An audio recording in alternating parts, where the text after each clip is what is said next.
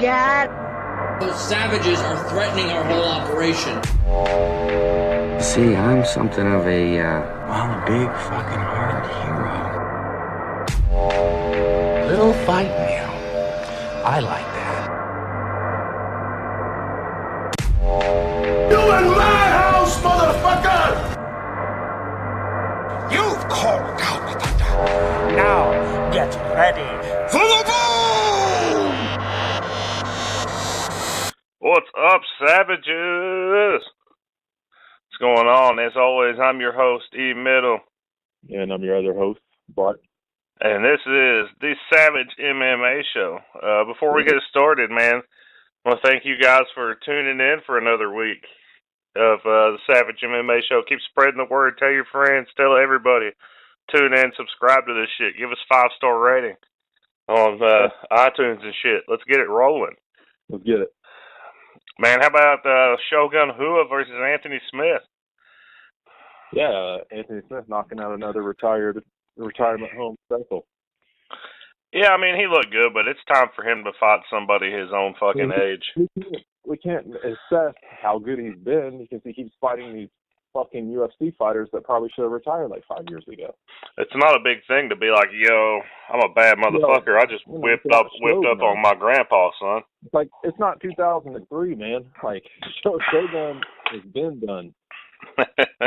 Been done, Shogun. Anthony Smith. I mean, he beat Rashad Evans, and he beat fucking Shogun Hua. That would be impressive if it was, I don't know, maybe 15 years ago, but it's not. It's not. So I mean, Shogun's not completely done, though. I get that, but when is the last time he was really on a competitive championship level? I mean, he beat Corey Anderson a couple fights ago. Right. But then you have Anthony Smith calling out Gustafsson. Like, get the fuck out of here. No, I don't know. I don't hate on him for that because I think it was like the opportunity was there. Why not take a stab at it? Right. Because honestly, why are you fighting if you don't think you could be the champion? Yeah, I get that, but I just feel like you should have to earn your place. I agree, man, but necessity is the mother of invention. And Gustafsson needed a fight. He doesn't now. Apparently, he's injured. No, he's out, and apparently he was out before this all went down. So, yeah. Did you see DC shit talk Gustafsson after that? Yeah, DC needs to stop running his fucking mouth off, man. He wins double titles. Now he thinks he's like the biggest shit talking badass motherfucker on planet fucking Earth. He needs to get over himself. You know, when I read that thing from DC, it wasn't. He obviously didn't know either that Gustafsson had already pulled out. I didn't know that either. You just told me that a little while ago. Right. So Gustafsson's injury came before the Smith call. He's not ducking Smith, but I wonder about that other stuff, though. I wonder if he was already injured before he... supposedly, he turned down a fight with John Blachowicz and somebody else. I mean, he was probably hurt. He was probably hurt the whole time, and the only reason he wanted to fight was because it was, going to be a pretty good main... Who was he originally going to fight? Oh, he's fighting Oezdemir. I mean, that's a good fight. So, like, anyone else less than Oezdemir, he probably was like, no, I don't think so. I mean, that's both a pretty good fight and a pretty good matchup for him. I feel like he's better by head and shoulders above Oezdemir. But I think the reason why Gustafsson was going to fight Oezdemir is because Oezdemir was coming off of a championship fight. So, like, I guess in Gustafsson's head, he's like, all right, this guy just fought in a championship fight, so if I beat him, guess who gets next? You know, like, that was probably his mentality. Yeah, let's jump back and run through the card real quick. Let's do it. I want to start on the early prelims with one fight. I don't know if you saw any of the early prelims. We can go through each and every one of the early prelims if you want to. I'm down. Did you watch them? Yeah, I watched them. I only watched the one fight. Did you get to see? Oh, the Bermuda's Triangle, son. Oh yeah, absolutely. That was an awesome fucking submission. Yeah, it was quick too, wasn't it? Yeah, first round, like a minute in, like something 4 like minutes. It was 4 minutes in. Okay. Yeah, man. He had that. He blocked that triangle and hanging, like he was hanging off of Davey Grant. That was pretty crazy. I guess that's why they call him the Bermudez Triangle. So now we got. That was like a Brian Ortega move. I was gonna say now we got two dudes with the name Triangle. Right. We got T City and Bermudez Triangle. So that's a good nickname, man. That might be one of the best. It's up there, definitely. So what was up with the other early prelims? Anything catch your eye from those others? I didn't actually catch them. I just was looking at the names and I was like, wait a minute, I didn't see these. I did see the Grant Bermudez highlight though. Okay. I don't know. I do see that this Darko Stosic had a KO a minute and 47 in, but this dude he's fighting looks like a little baby back bitch. So looks like a chubby dude with a fucking Amish beard. Jeremy Kimball. He looks like somebody that got like straight out of the crowd. Like, who wants to fight Darko? I'll take him. Darko Milicic, I'll take him. Yeah. I wonder what he's doing these days. He's a farmer, man. Oh, that's right. Yeah, I saw that. That's the Darko Milicic. What the fuck is his name? Darko Milicic. Whatever. He's one of the biggest bucks in the NBA history. You know, that was weird though, because he a few years later, after he left Detroit, he was in Minnesota, and he actually was playing pretty well. I think he was scoring 12 or 14 points a game. Sometimes when you take like a European guy out of his country, I think he just seems is lost.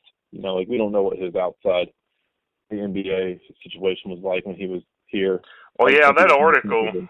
When you read that article, it was a lot. It talked a lot about that, about the adjustment and how it. I forget what country he was from now. I can't remember either. Something weird. It wasn't like Russia or something. Let's start off the prelims with a lot of domination. There was just a lot of domination fights. And you want to you want to talk about domination? Alexander Rakic and Justin Ledet. Jesus. Throttled Justin Ledet, bro.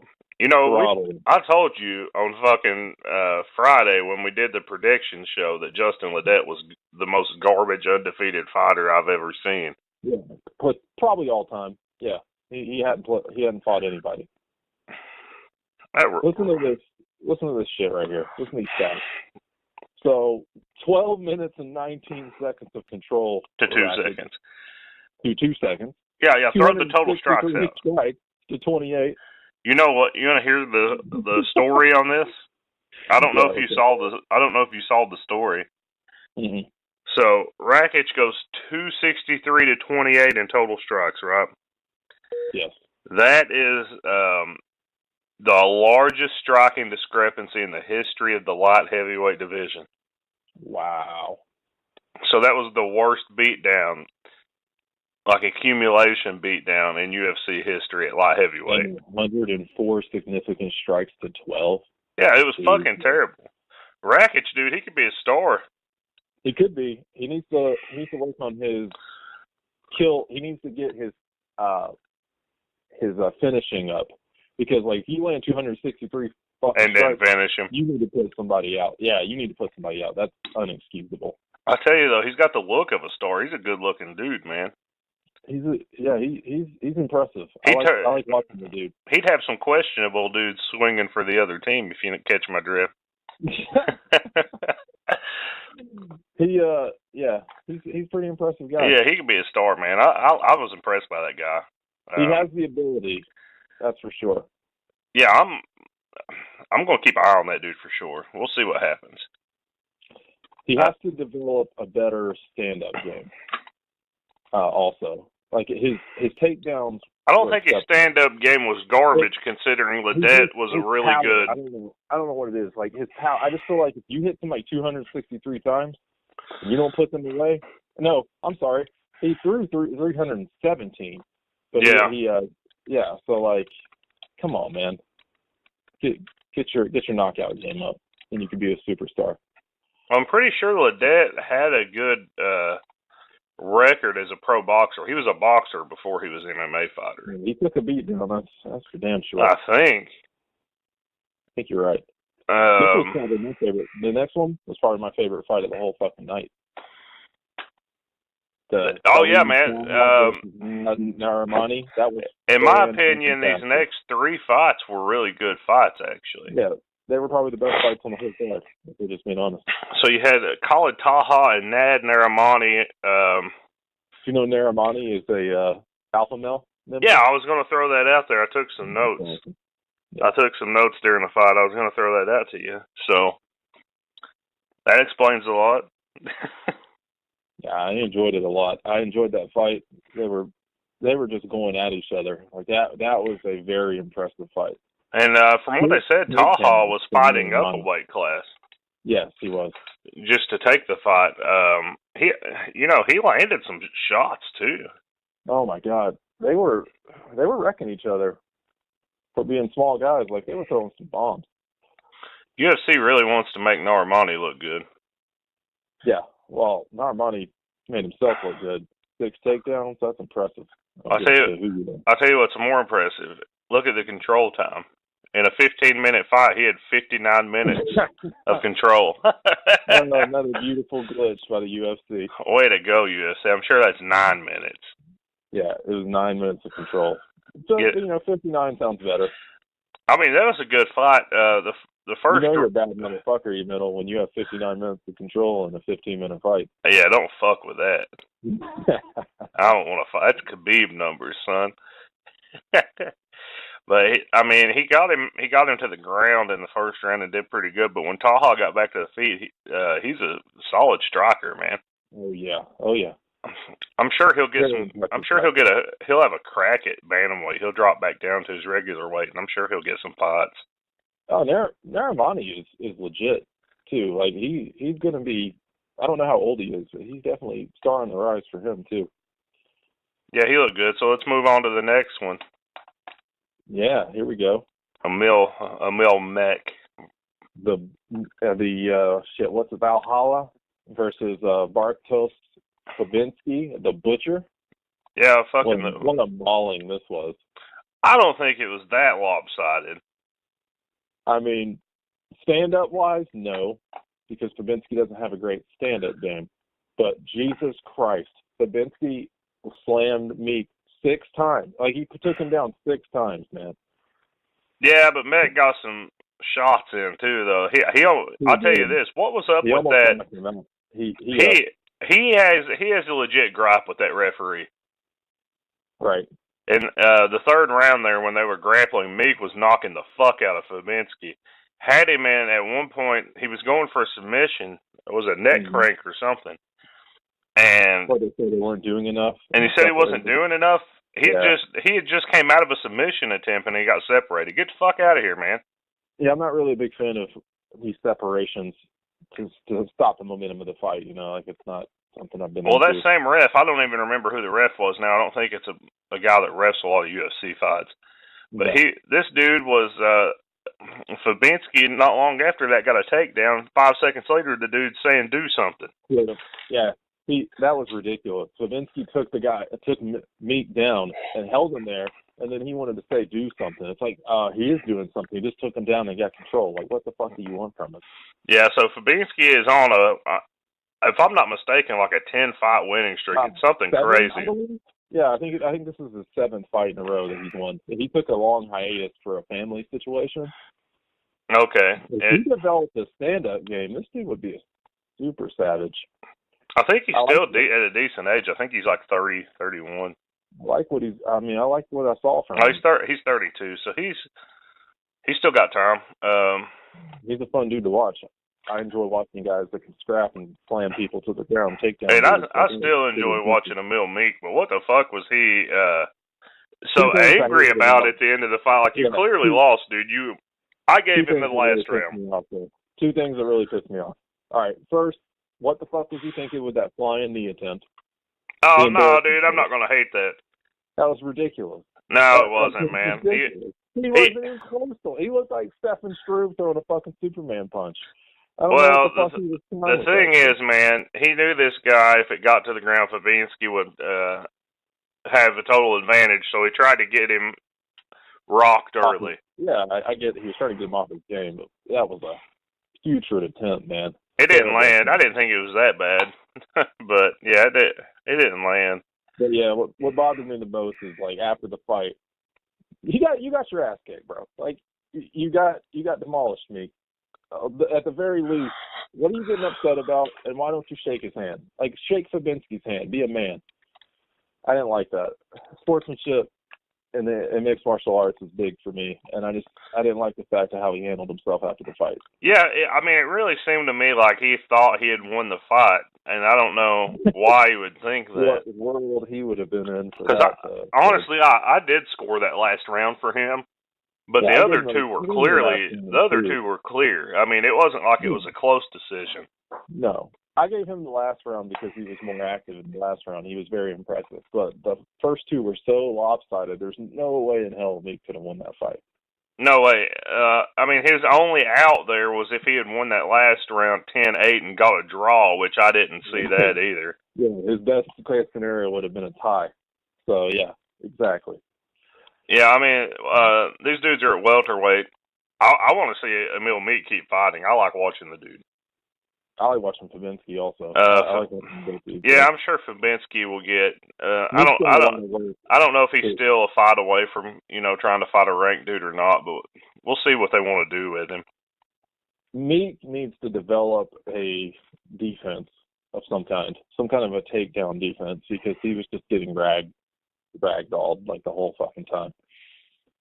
That's my only beef with Meek. He'll have to develop a definite takedown defense. Yeah, so the next, let's move on to Sergeant Nick Hine, the German dude, fighting at home versus Hadzovich. What's his name? Damir Hadzovich. I don't remember where Hadzovich was from, but I remember Hadzovich acting like this was a home game for him, too, because I think where he was from was also close to Germany. I think they said it was a couple-hour drive from where they were fighting at or something. So, I mean, that was a good fight, man. It was. I enjoyed it. That second round, Hine really landed some power. Yeah, Hine's got some power. He's landed some pretty hard shots. I mean, all you have to do is look at this. Total strikes, 43 for Nick Hine. 100, or he was 100% with significant strikes. Every single strike he threw was a significant strike. Same stat for Hadzovich, too. Same stat for Hadzovich. That's crazy. These dudes were throwing bombs, man. That's all they were doing for 3 rounds. They were throwing bombs, and they were throwing accurate. Like, it was a very beautiful fight to watch. Yeah, no, I don't really. These dudes aren't really contenders. So. No, absolutely not. But it was still a fun fight. These are just some European guys you throw on a European card. Right. But it was a good fight, man. I enjoyed it. So let's move on to the main card. I'm not going to waste any time on this. The main card was Sizzler Special. Yeah, straight mediocre. Strictly mediocre. So you open up with Nasrat Haqparast. And Mark DeCasey. Mark DeCasey. And Mark DeCasey's fucking done. He needs to go back. And only landed 22% out of 220. He needs to go back to the fucking drawing board, man. Yeah. When I remember when he came in and he was undefeated. He looked good. Yeah. And something's happened. The brakes have fell off this dude. I don't know if he's just doubting himself when he comes in the octagon or what, but he has the Ngannou flu. I mean, it's possible, man, because he looked pretty good, and now he's just getting wrecked every time he goes out. We're gonna make that a thing. Anytime it has the Ngannou flu, we're gonna call it the Ngannou flu. Yeah. He has. But Nasrat looked pretty good though. He did. He fucked DeCasey's face up. It's hard to like really take into consideration how good Nasrat was, because how bad was DeCasey? You know, like that's kind of where I stand on that. I stand on this. Just lost, man. I'm the same way, man. I don't know. He got busted up again. He's lost by knockout. He's lost by submission. He completely got wrecked this fight. Okay, what do you think about the next one? Hot Chocolate versus Hot Chocolate. Danny Roberts. Danny Roberts versus David Zawada. Yeah. I thought it was a good fight. He got fight of the night. Didn't see that. I would have given it to Taha and Narimani, but that's just me. Do you think Danny Roberts won this fight? Questionable. I thought it was very close. I thought Zawada did so much on the ground. He did, exactly. That's my issue with it, because he had 2 takedowns, he had 5 submission attempts, and and the total strikes were only 5 off of one another, so it wasn't like a huge discrepancy in strikes. So I'm not really sure where Danny Roberts was given his totals. You know, like I mean, what it is really is most of what Zawada did came in one round. True. He had one really dominant round, but still. And then Danny Roberts got out there and called out Neil Magny, I believe. That's a solid call out. I like that. Yeah, I'd be okay to watch them. Neil Magny always, his fights never really excite me though. No, he's one of those guys that he's good. Unforgettable fights. I'm never like super pumped about, man, middle, how pumped you to watch this Magny fight? Like, no, I'm always like, man, this dude's going to struggle. Magny's going to give him a fucking fight. Yeah. I mean, that's what I'm always thinking, but I mean, I'm never pumped. Morbid. He's just never excited. We're just never that pumped about watching him fight. That's all. So, Stefan Struve gets fucking wrecked again. This was a demolition derby, just ass beating. Did you see that picture Struve posted later? Yeah, Struve got fucking destroyed. His fucking lip or whatever was fucking wrecked. Like he had a cut the size of a fucking silver dollar under his lip. Struve is the guy that you would think. Why have they not cut Struve yet? He just doesn't. Yeah, like, but wouldn't you think, like, if you didn't know anything about Stefan Struve, you knew how tall he was, how big he was, you would think this guy would be like a legitimate UFC fighter. But man, he just has not panned out. A complete bust. Completely. I mean, 31 strikes out to 87. I mean, he got taken down 5 times. He got absolutely mauled. When we talked about it on Friday, I told you, you know, if Andrei Arlovski can take this dude down and dominate him, Marcin Tybura is just going to fucking own him. Do you think this moves Tybura anywhere up the ranks?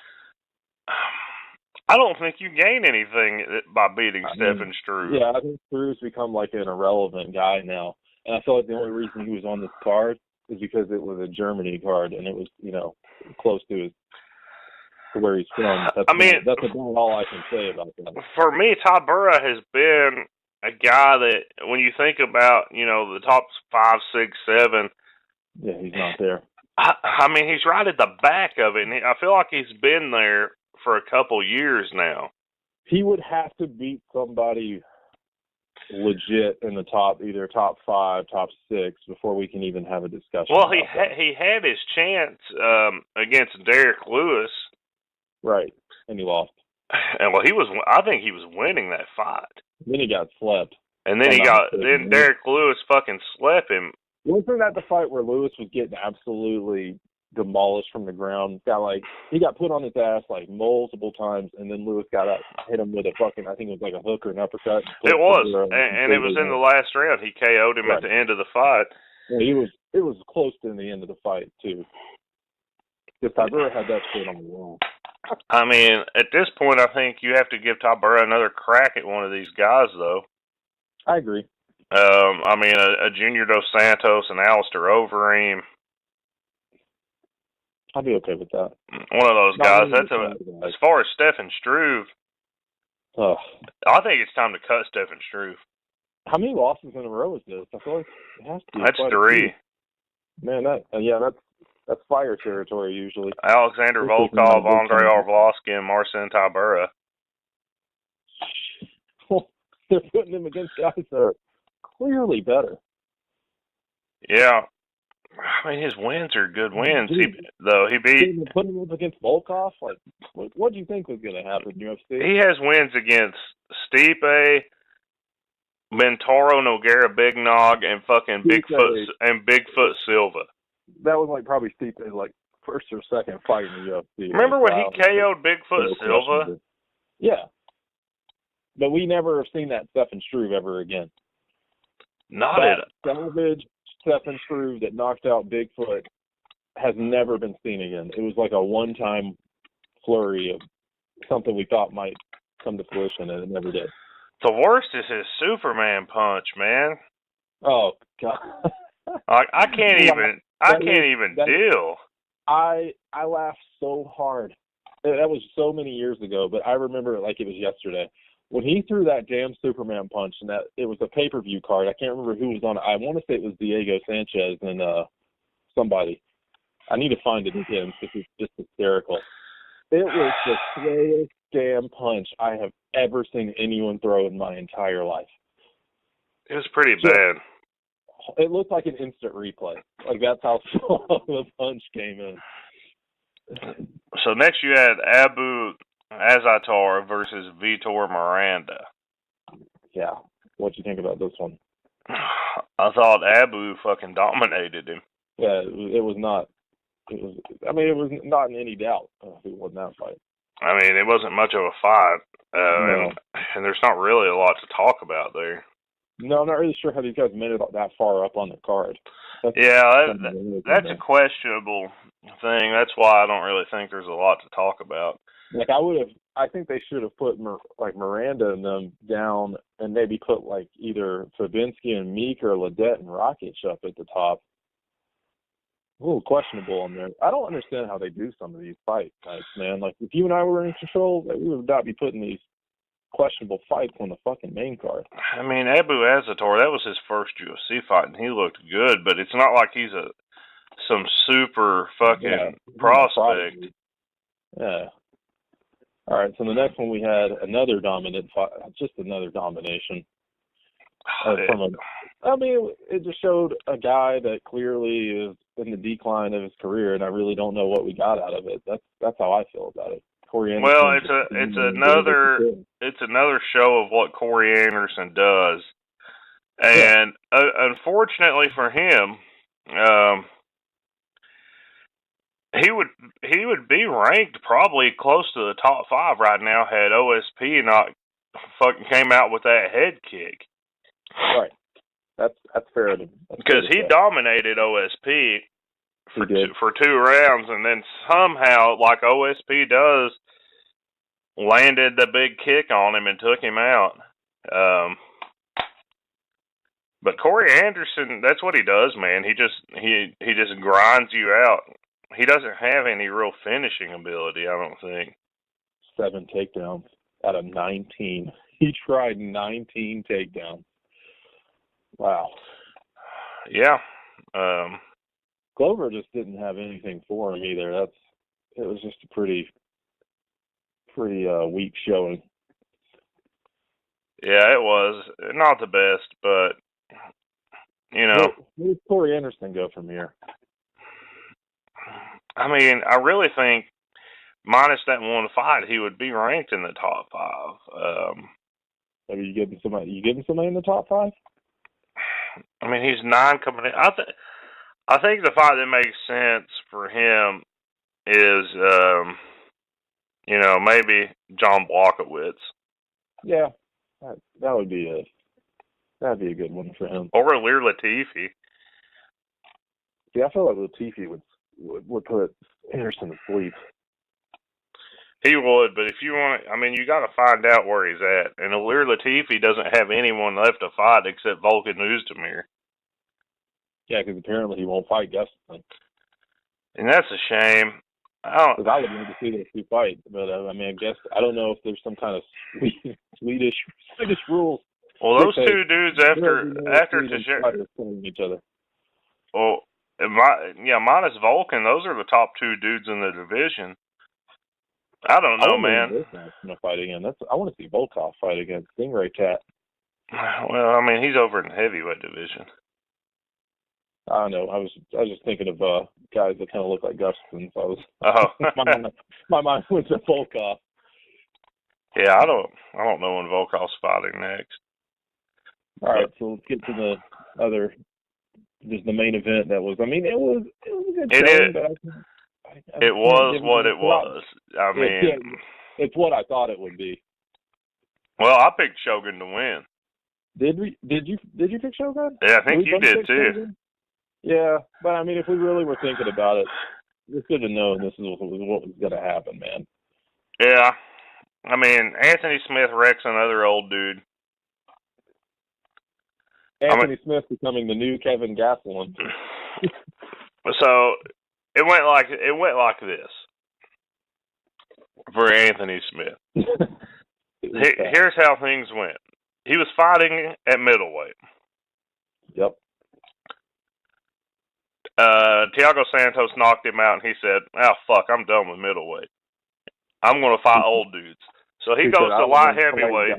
He goes to the light heavyweight and knocks out two dudes that were the champion when I was in high school. Like, legitimately. That's what's so funny about it. Like, that's not a joke. Like, that's when they were peaking, was when you and I were in high school. And that was what? Like a decade ago? Yeah, so he fights two dudes that were the champion 10 years ago. That's like 12 years ago. Yeah, man, I graduated high school 12 years ago. Yeah, me too. So, like, that's 12 years ago. That's ridiculous. So, Rashad Evans won his title in 2008. Yeah. That's still 10 years. Yeah. I watched him lose to John Jones in 2012. That's the only UFC fight I've ever been to. Yeah. Didn't John Jones absolutely demolish him, too? Yeah, he did. KO. Yeah. Wasn't it by elbow? I think it was like a spinning elbow to the face. That I don't remember. It was something really nice. I remember watching it being like, ooh, okay, John Jones. Shogun was last the champion in 2010. 8 years ago. That's ridiculous. It's time for the UFC to book Anthony Smith, a young fighter. Somebody that actually is on the rankings list. I mean, who would you like to see him fight? What weight class is he? Light heavyweight? Yeah, man, this was the light heavyweight night. Let's go. Tell me who the top 10 through 6 are. Misha Serkinov, Corey Anderson, Shogun Hua, OSP, Jim Manawa. I think Jim Manawa, maybe. He could fight Manawa. He could fight OSP. Either one of those two dudes, I think, is the... would destroy him, though. Like, I feel like if, like, for example, I think that Tyson Pedro is better than Anthony Smith. And I agree there. We saw what OSP did to Tyson Pedro.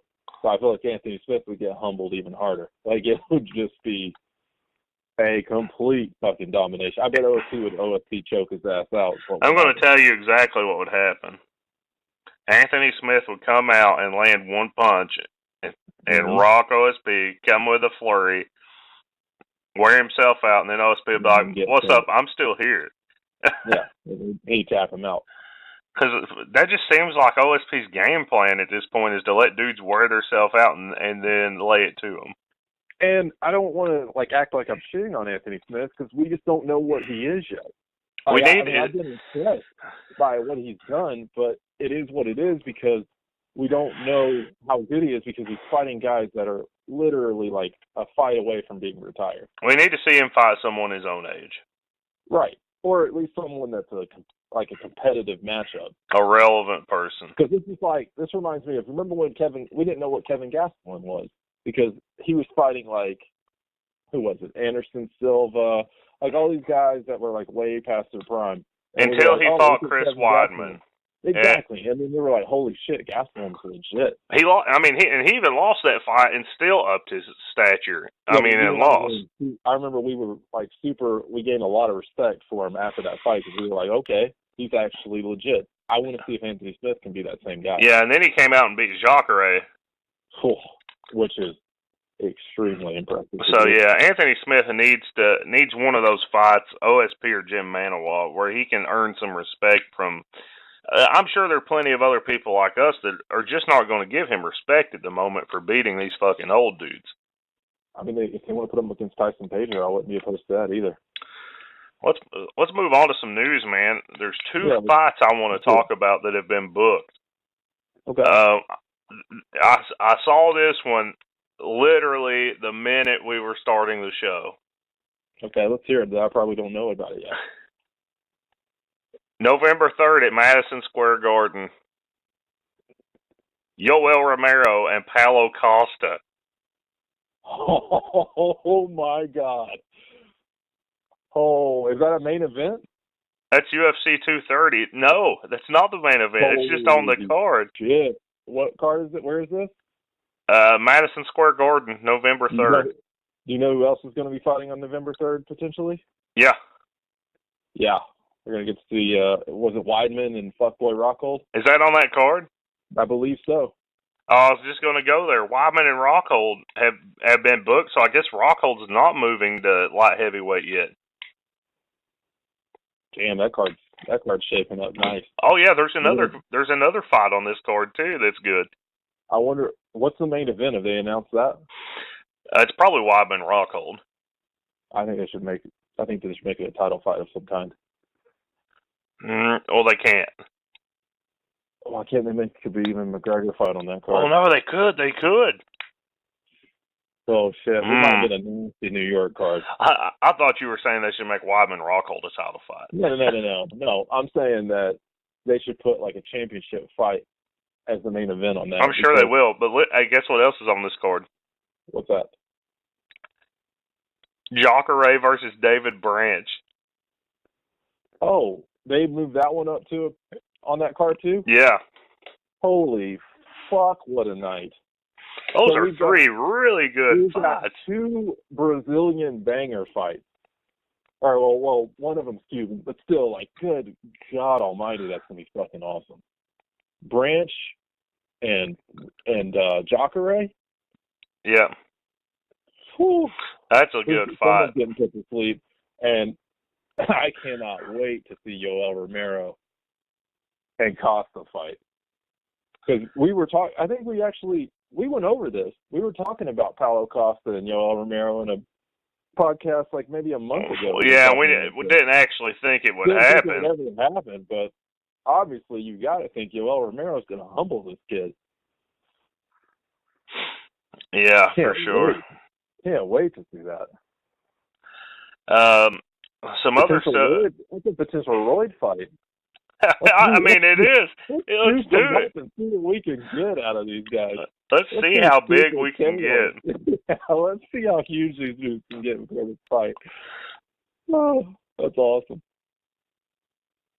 Any other news? Yeah, so we talked a little bit about this Darren Till and Colby Covington situation. Yeah, what's going on right now? Tyron Woodley said they never called me about a fight. Tyron's like, I don't know what the fuck these fuckboys are even talking about. He said, hey, you won the boo-boo belt. Now come get your ass whooped. Now all of a sudden his name is Queefington, was supposed to fight me. And then he said, I talked all the shit. Hold on. I actually got to get in there with this dude and fight him. So Dana calls and said, hey, Dana, my vagina's sore, and I don't think I can fight Tyron Woodley. Got to give it up to Tyron Woodley. He's not really before the shit talk game, but when he does it, he delivers it pristinely. It's fantastic. And something about Darren Till, he's saying, Colby Queefington. Now I got somebody hitting me up at 2 a.m. on Twitter saying, sign the contract. I hate when fighters do that. I don't have no damn contract, and who are you? Didn't you just miss weight?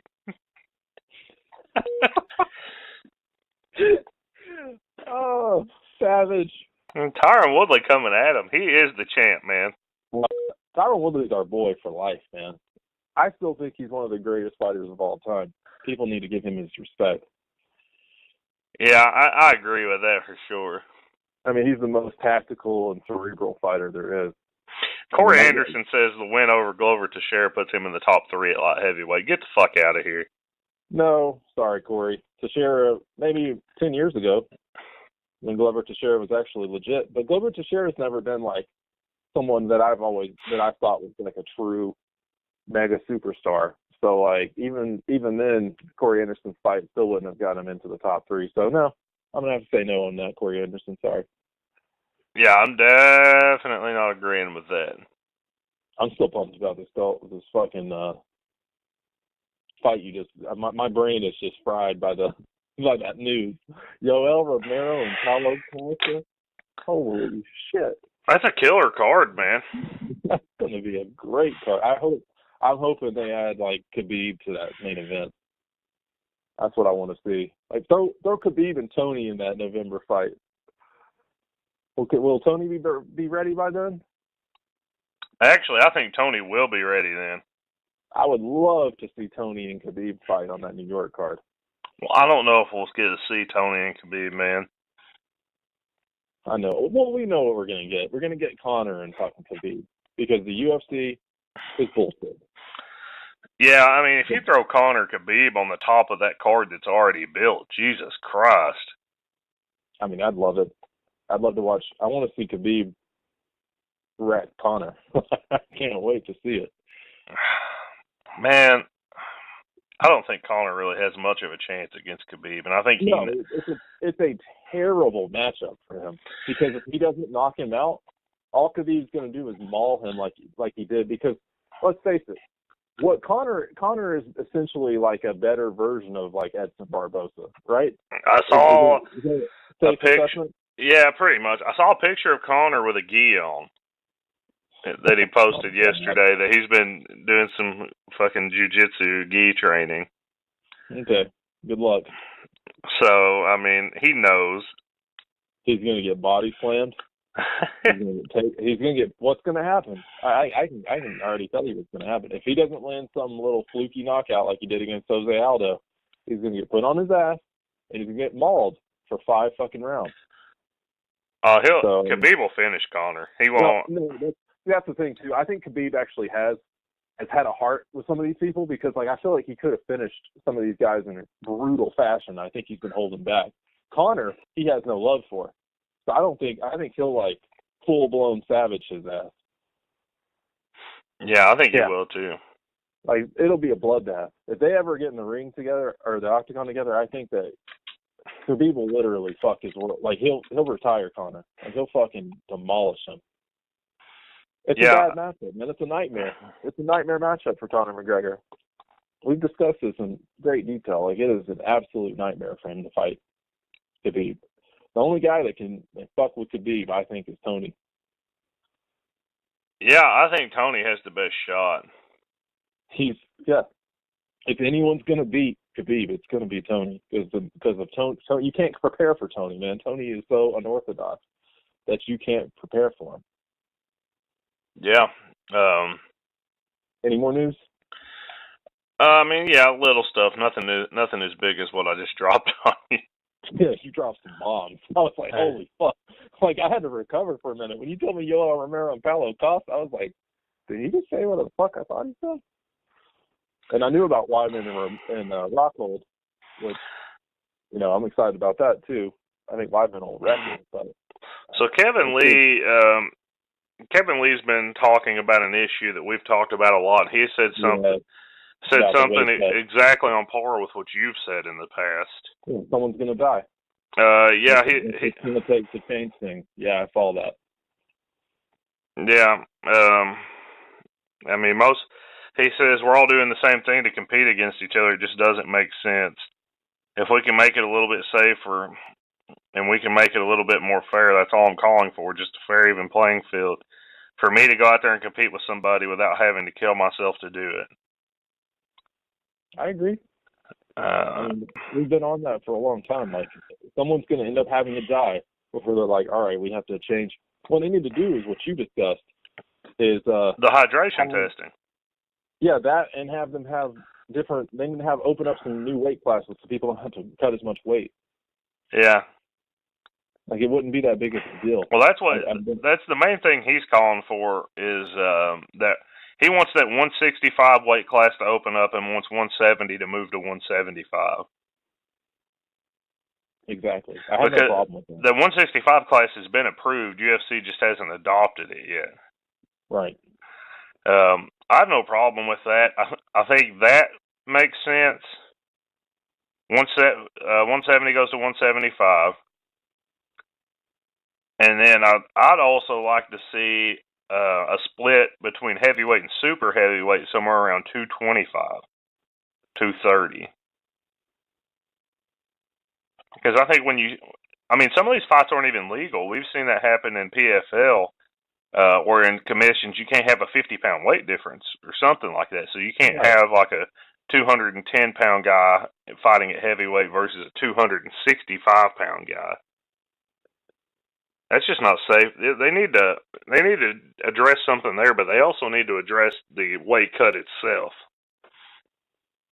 Exactly. Hydration testing is the only thing I've seen that really makes a lot of sense. I think so too. I just don't want to see somebody die because of the negligence of the mixed martial arts world. That's my thing. Yeah, I mean, and you think their goal is you want to keep these fighters healthy because you get more fights out of them. Exactly. The last piece of news I have is a call out on Sage Northcutt. What? Hold on. Why does anybody have beef with Sage Northcutt? I don't think it's beef. It's not beef? Okay, all right. I was going to say, like, that dude is, like, the nicest dude in the fucking UFC. Like, are you kidding me? Let's hear it.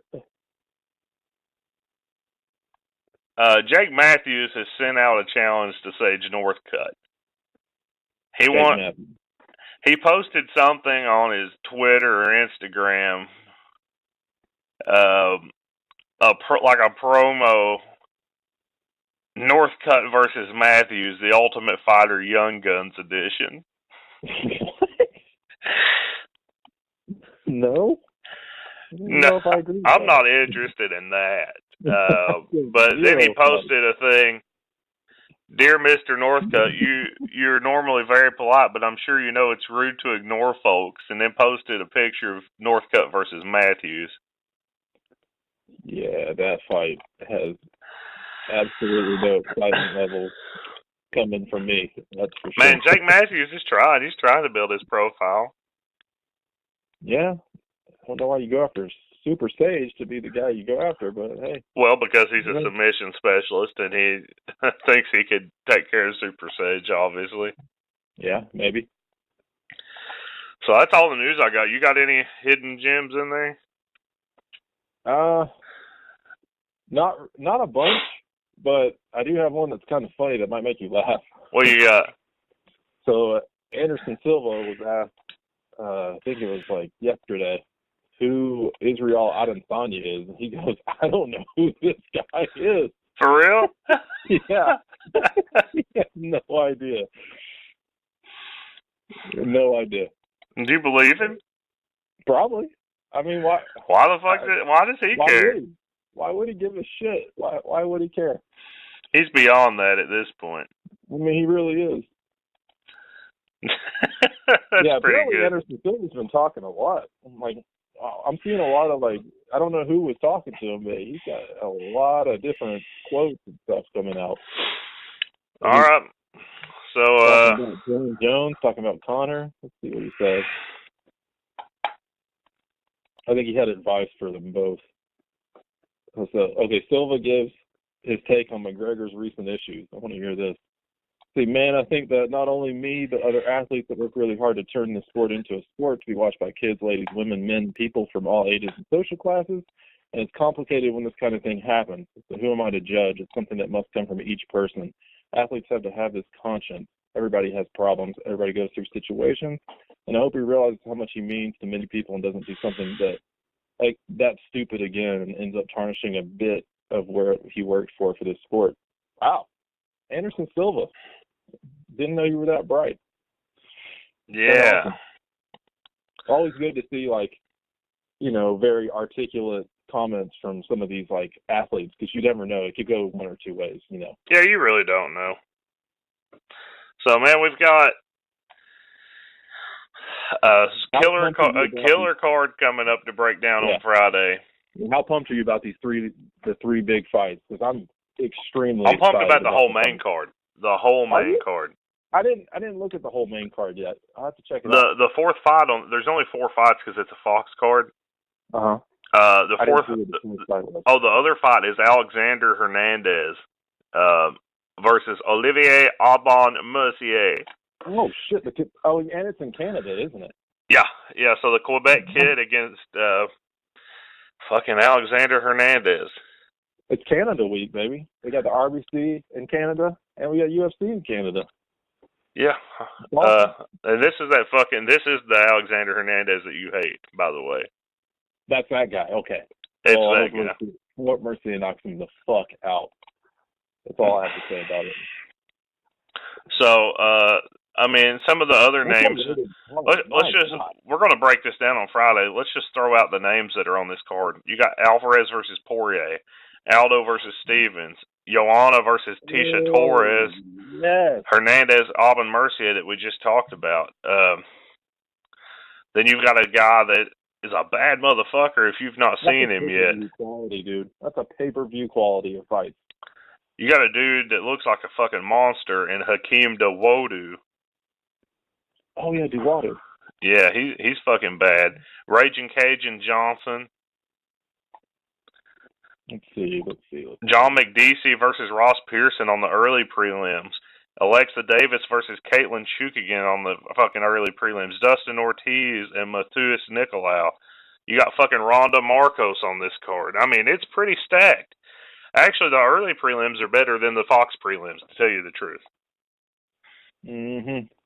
But it's going to be a good card, man. We'll have fun breaking that down on Friday. Oh, my God, yeah. I mean, Poirier, Alvarez, Aldo Stevens, Jan Jacek, and Torres. Like, are you kidding me?